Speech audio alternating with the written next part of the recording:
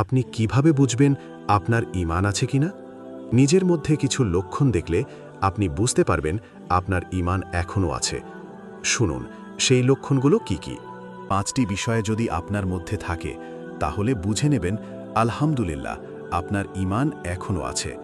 আর যদি এই 5টি বিষয়ের মধ্যে কমতি থাকে তাহলে দেরি না করে আজই তওবা করে আল্লাহর পথে ফিরে আসুন। নাম্বার 1, আপনি যদি গুনাহ করে ফেলেন আর পরে আপনার মনটা কষ্টে ভরে যায়, আপনি আফসোস করেন, তাহলে বুঝবেন আপনার অন্তরে ঈমান জাগ্রত আছে।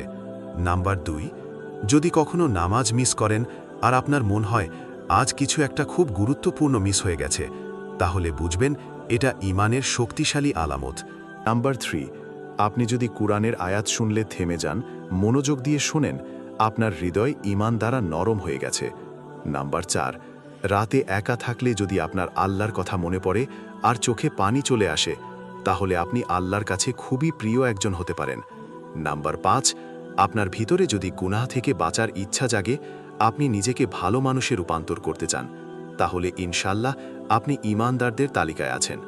ভাই, যদি এই 5টি লক্ষণ আপনার মাঝে থাকে, আলহামদুলিল্লাহ, আপনি একজন সৌভাগ্যবান মানুষ। আর যদি কিছু না থাকে, এখনই সময় তওবা করে ফিরে আসার।